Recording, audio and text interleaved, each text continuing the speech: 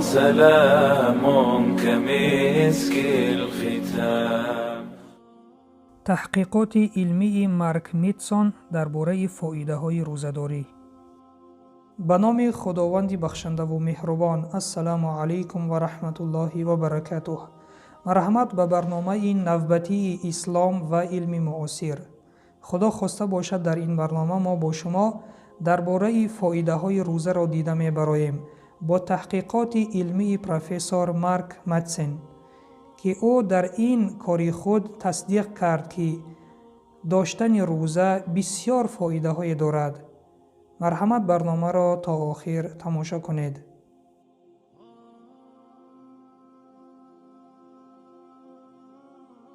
اکثر آدمان در این فکرند که برای سلامتی خود را نگاه داشتن باید در یک روز 3 بار تناول طعام کرد که این فکر نه آنقدر درست است، چون تناول بسیار نه تنها فایده بلکه ضرر به جسم ما می آورد.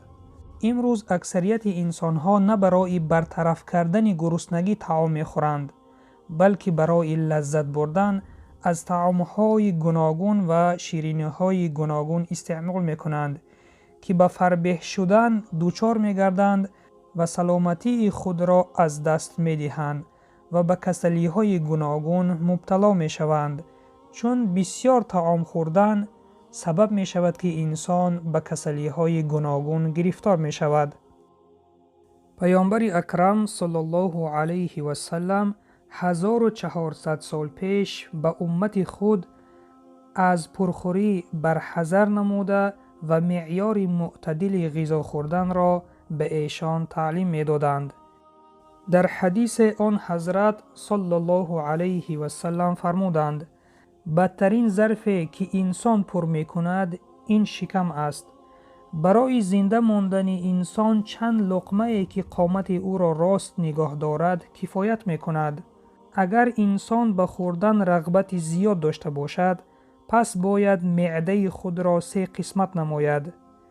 قسمت اول برای طعام، قسمت دوم برای نوشابه و آب و قسمت سوم را خالی نگاه دارد برای نفس آزاد.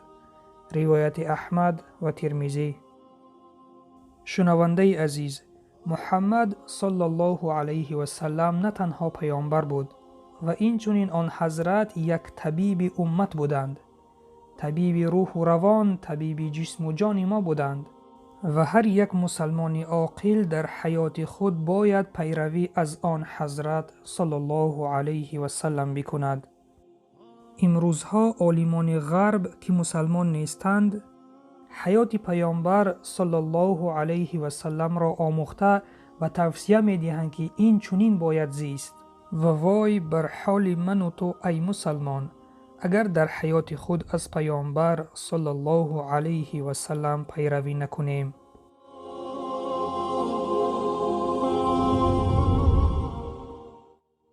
تحقیقات علمی فایده‌های روزه به مغز سر. پروفسور مارک میتسون از دانشگاه جان هاپکین که متخصص علم‌های عصب و بیولوژی هست با همراهی تحقیقاتگرانی که به مشکلات کهنسالشوی سر و کار داشتند یک چند مقاله ها نوشته اند. در یکی از آن مقاله ها چنین می نویسد: در یک هفته 2 روز روزه گرفتن پیشگیری از کسلی های سیستم عصب می شود.